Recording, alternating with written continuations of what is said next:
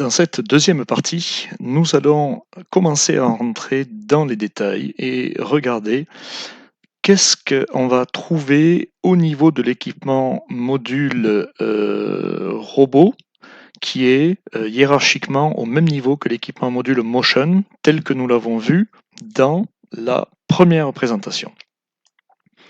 Alors, on revient sur le template. Nous avons le robot module SCARA, SCARA 1, puisque dans ce template on a un SCARA. Si on en avait plusieurs, on pourrait copier-coller, renommer cet équipement module et de même décliner ceci dans la partie main machine.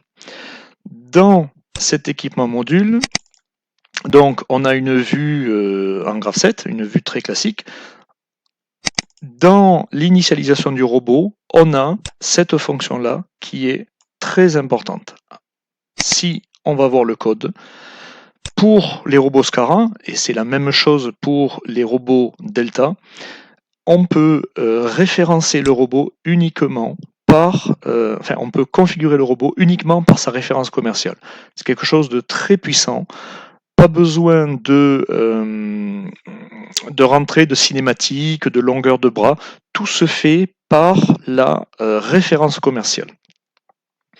Alors, une nuance cependant, si à partir de ce template, vous devez en faire un 80 ou un 40, attention, les réductions sont différentes entre les 40, 60, 80.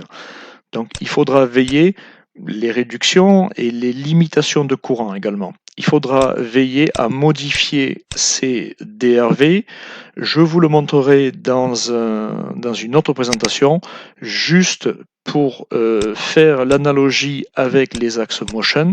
Si on regarde dans la partie mécanique, pour l'axe A, donc le premier, on voit typiquement qu'on a une réduction de 92. Je vous laisserai regarder si vous le souhaitez pour les axes B, C et D, les réductions qu'on a ainsi que les feeds constantes. Voilà. Donc pour la configuration du robot, c'est uniquement cette ligne que l'on a à modifier. Il y a un certain nombre de choses dans cet équipement module. Je rentre pas forcément dans le détail. Pourquoi? Parce qu'on n'en a pas finalement besoin à ce stade de la présentation.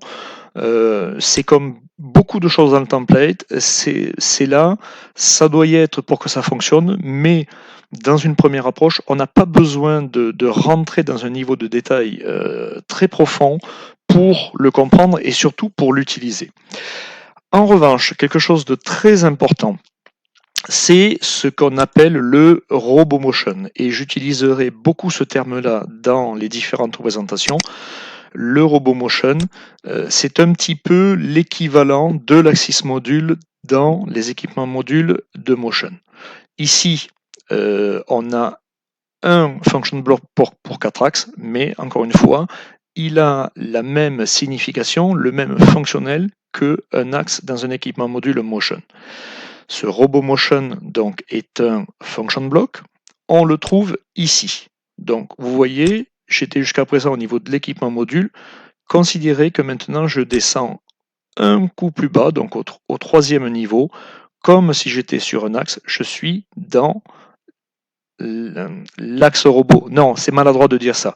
Je suis dans RoboMotion, ce qui, de point de vue opérationnel, va piloter les axes.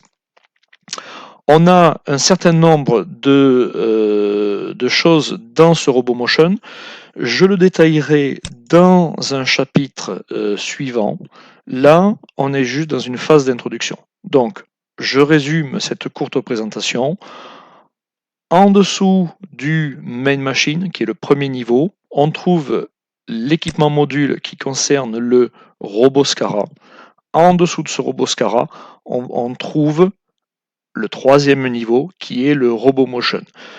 Remarquez que pour chaque SCARA, pour chaque équipement module SCARA, on n'aura toujours qu'un seul RoboMotion.